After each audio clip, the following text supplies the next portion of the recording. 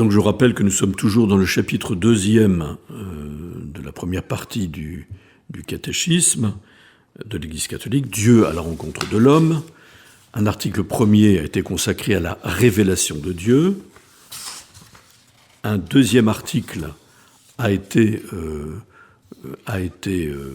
consacré à la transmission de la révélation divine. C'est ce que nous venons de terminer sur la tradition, puisque le mot tradition vient du mot latin tradere, qui veut dire transmettre, tout simplement, comme on transmet la foi, comme on transmet la vie. Eh bien, nous en arrivons au troisième article de ce deuxième chapitre, qui est intitulé « La Sainte Écriture ». Et c'est sûr que lorsqu'on aborde la question de la Sainte Écriture avec le catéchisme de l'Église catholique, on commence par dire qu'il y a un principe d'unité de toute cette Sainte Écriture, c'est le Christ. Nous avons déjà dit que le Christ était la plénitude de la révélation de Dieu aux hommes, même si son avènement a été précédé par toute une histoire et toute une révélation de Dieu à travers la loi et les prophètes, pour résumer tout l'Ancien Testament. Eh bien, on dira que le Christ, par définition, c'est la parole unique de l'Écriture sainte. Pourquoi ? Parce que le Christ, le Messie, comme on le sait, c'est le Verbe de Dieu qui est fait chair. Le logos, on dit en grec, c'est-à-dire la parole de Dieu, qui est le Fils coéternel au Père, qui s'est fait chair dans le sein virginal de Marie par l'action de l'Esprit Saint. C'est la parole par excellence de Dieu qui fera dire à Saint Jean de la Croix, parodiant peut-être aussi Saint Augustin, que Dieu n'a dit qu'une parole, c'est son Verbe. Et le Verbe de Dieu, avant de s'incarner en Jésus-Christ, à la plénitude des temps, quand les temps sont accomplis, comme dit saint Paul, né sous la loi, né d'une femme, la Vierge Marie, eh bien, le Verbe est déjà présent depuis la création, et d'ailleurs c'est par son Verbe que Dieu a créé. Dieu dit, et ce fut. Dieu dit que la lumière soit, et la lumière fut. Donc c'est par sa parole que Dieu a créé, et c'est par sa parole qu'il révèle tout son mystère d'amour qui a commencé pour nous au moment de la création. Et cette parole qui court à travers toute l'histoire du salut, qui est déjà présente dans toute l'histoire qui précède l'avènement du Christ, eh bien, s'accomplit, évidemment, dans l'avènement du Christ. Voyez ? Donc je lis ce numéro 101 du catéchisme de l'Église catholique. Dans la condescendance de sa bonté, Dieu, pour se révéler aux hommes, leur parle en paroles humaines. En effet, les paroles de Dieu, exprimées en langues humaines, ont pris la ressemblance du langage humain, de même que le Verbe du Père éternel, ayant assumé l'infirmité de notre chair, est devenu semblable aux hommes. Et c'est très intéressant, parce que Dieu, qui est évidemment insondable, dont le mystère dépasse et excède les capacités de notre raison humaine, de notre nature humaine, que nous ne pouvons pas comprendre par nous-mêmes, pour s'adapter et se révéler aux hommes, c'est adapter à la nature limitée de l'homme, d'abord en s'adressant à nous avec des paroles humaines, capables d'être entendues, sinon comprises pleinement par l'intelligence de l'homme, dont il nous a dotés par création, et pour encore mieux se révéler en nous, il a fait que cette parole se fasse chair, et donc se fasse l'un de nous. On se rappelle dans l'Exode, le peuple de Dieu, le peuple élu, qui s'adresse à Moïse et qui dit « Nous ne voulons plus entendre Dieu comme il nous parle, c'est trop terrifiant » parce qu'il n'entendait de la parole que Dieu donnait sur le mont Sinaï, sur la montagne, à Moïse pour le transmettre au peuple, lui qui pouvait parler avec Dieu comme avec un ami, il n'entendait que des éclairs, des coups de tonnerre, c'était terrifiant pour eux. Nous ne voulons plus l'entendre. Et Dieu a dit par Moïse, eh bien, je susciterai un prophète comme toi, qui leur donnera mes paroles et ils pourront les suivre.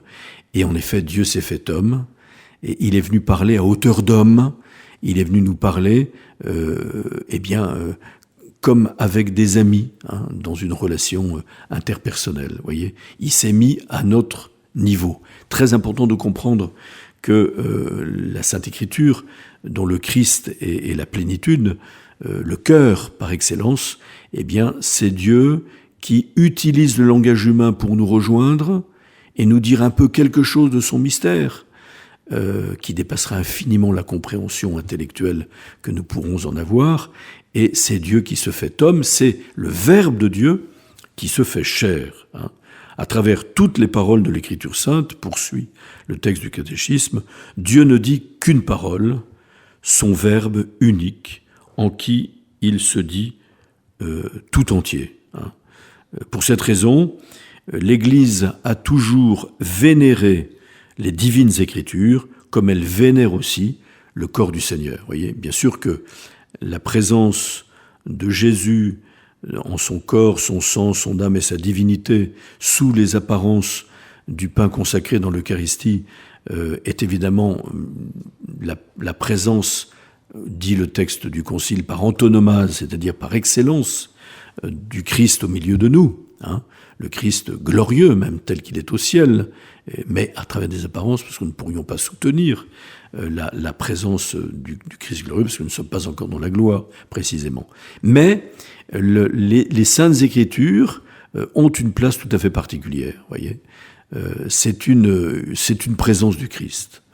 C'est une présence réelle du Christ. Moindre sans doute que la présence eucharistique, mais elle en fait partie de cette présence du Christ au milieu des hommes. Voilà pourquoi, lorsqu'on a une Bible chez soi, on ne la met pas n'importe où. Cette Bible, on ne se contente pas de la mettre dans un rayon de bibliothèque, où on ne la met pas sous une pile d'autres livres, d'autres paperasses. On la met dans un endroit digne. Et elle est dans notre maison, parce que nous n'avons pas la présence réelle généralement dans nos maisons, eh bien elle est une présence vénérable du Verbe, du Christ, au milieu de nous. Voyez.